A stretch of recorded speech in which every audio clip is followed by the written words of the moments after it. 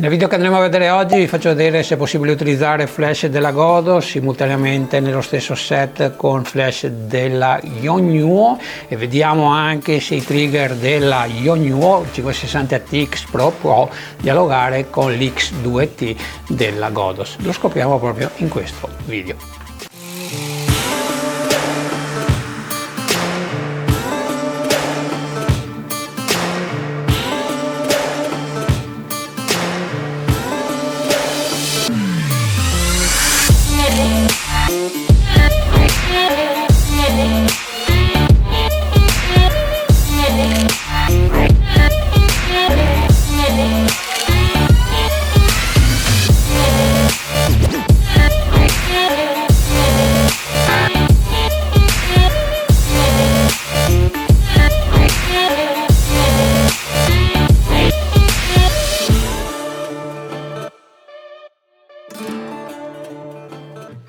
Ben ritrovati innanzitutto in questo nuovo episodio dedicato alla fotografia di ritratto, primo video del 2022, rinnovo i miei auguri di buon anno. Quindi partiamo con questo primo video parlando di trigger della Godos e trigger della Yongnuo. Come vi dicevo poco fa, vediamo se possono lavorare simultaneamente, così magari senza aggiungere altri soldini possiamo utilizzare già flash in nostro possesso.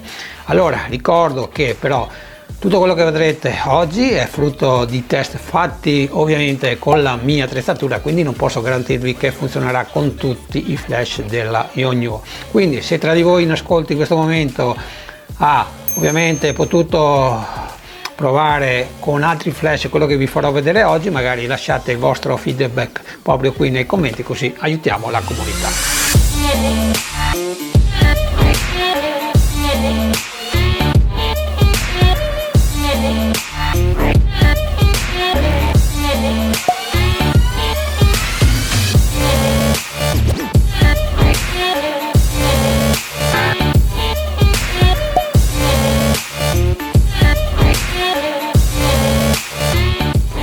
Dopo aver fatto questa piccola premessa, allora partiamo subito decisamente con i flash più conosciuti e più venduti dalle rispettive case, la D200 Pro e l'IN200. Sono due flash molto simili, l'IN200 è molto simile alla D200 della prima versione.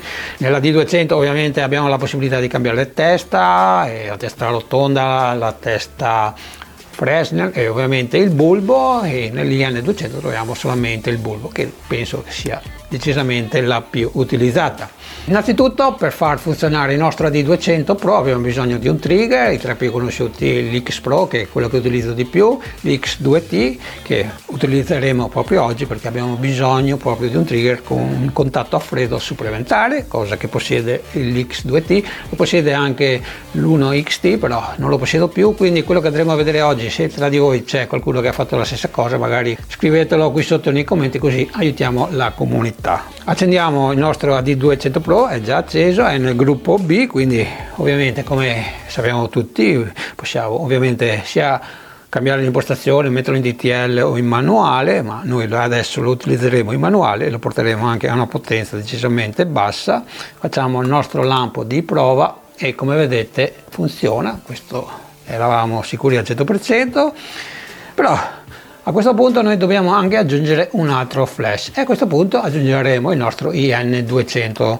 E rispondo alla prima domanda che mi avete fatto in tantissimi, è se i trigger della Godos possono azionare i prodotti della Yongnuo, e la risposta, mi dispiace, è no.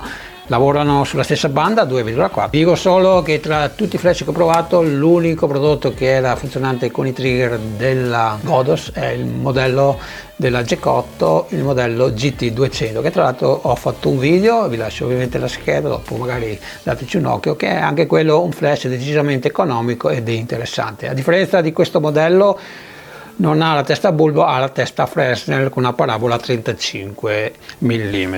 Supponiamo di non avere nessun trigger per l'IN200 e di possedere solo il trigger della Godos.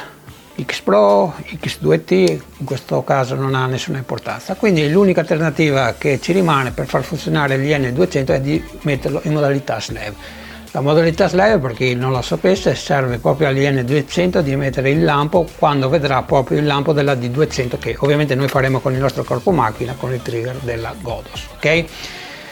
Va anche detto che non possiamo cambiare le potenze dell'IN200 dal trigger della Godos, ma dobbiamo farlo manualmente direttamente sul flash, quindi è decisamente, sotto certi punti di vista, decisamente scomodo, specialmente se abbiamo l'IN200 su uno stativo alto, quindi abbassa, rialza, insomma una scocciatura. Altra cosa che devo dirvi è che se utilizziamo questo sistema all'aperto, quasi sicuramente, se è anche una giornata decisamente soleggiata, la fotocellula dell'IN200 non vedrà il lampo della D200, quindi è una cosa che evito di usare. Invece se lo facciamo a casa, in studio, quando noi scatteremo con la nostra macchina fotografica il lampo con la D200, il lampo ovviamente rimbalza sulle pareti e sarà visto dall'IN200 senza nessun tipo di problema, e quindi è un'operazione che possiamo fare tranquillamente. Va anche detto però che se utilizziamo la modalità slave su l'IN200 non possiamo utilizzare né il DTL né l'alta velocità. Quindi a questo punto l'unica soluzione che ci rimane, se vogliamo utilizzare anche l'IN200 in alta velocità o vogliamo utilizzarlo in TTL assieme alla D200, è quello di possedere il trigger dedicato della Yongnuo.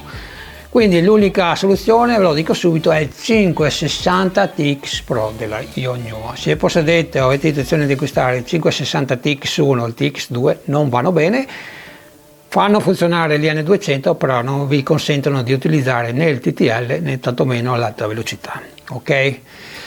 Vi ricordo anche che questo trigger è decisamente sì più costoso rispetto agli altri modelli, però ha due sistemi radio incorporati e fa funzionare decisamente quasi tutti i prodotti che produce la casa cinese.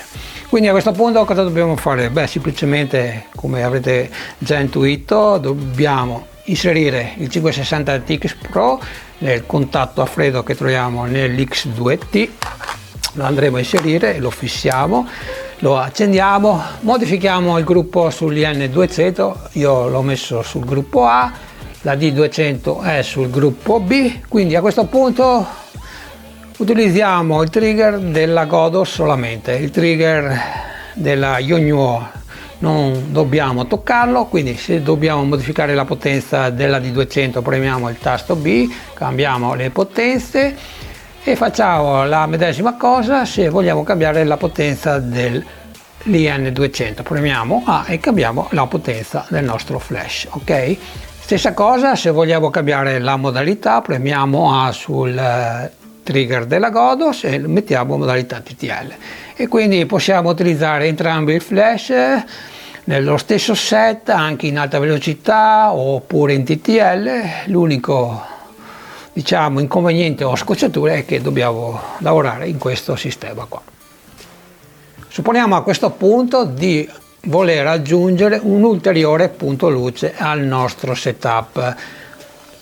Possediamo uno speedlight della Yongnuo, vogliamo aggiungerlo? Beh, possiamo farlo. Allora, nel mio caso io possiedo l'862, questo speedlight della Yongnuo per Canon, un ottimo speedlight che non ha nulla da invidiare tra l'altro al modello della Godos V862, batteria al litio, insomma tante belle cose. Guardate la recensione che ho fatto se vi può interessare questo prodotto, e costa decisamente molto meno rispetto al modello della Godos.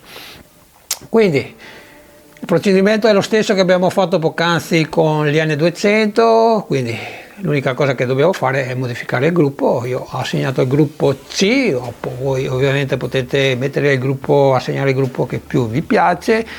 Quando andremo a premere sul tasto C, però questa volta vi accorgerete che se io modifico la potenza del trigger della Godos non avviene nulla nello speedlight della Yongnuo.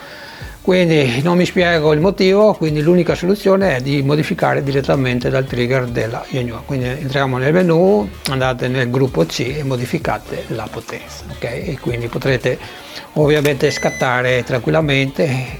L'unico inconveniente è che dobbiamo sempre avere questa torretta sopra il contatto a freddo della nostra fotocamera.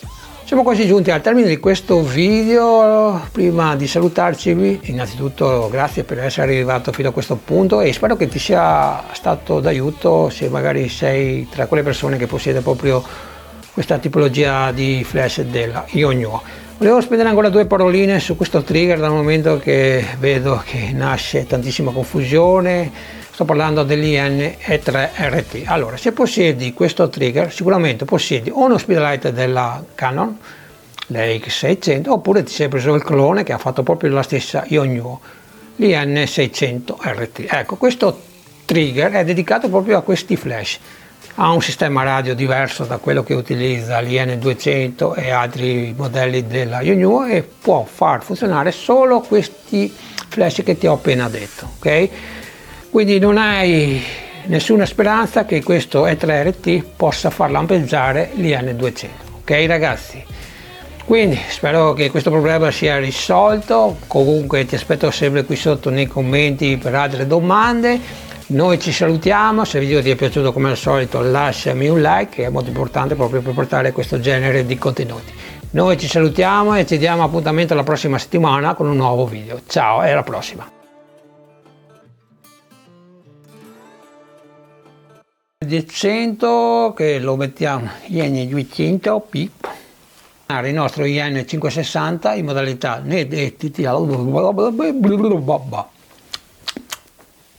li ho utilizzati con ok ragazzi, no, ok un cazzo.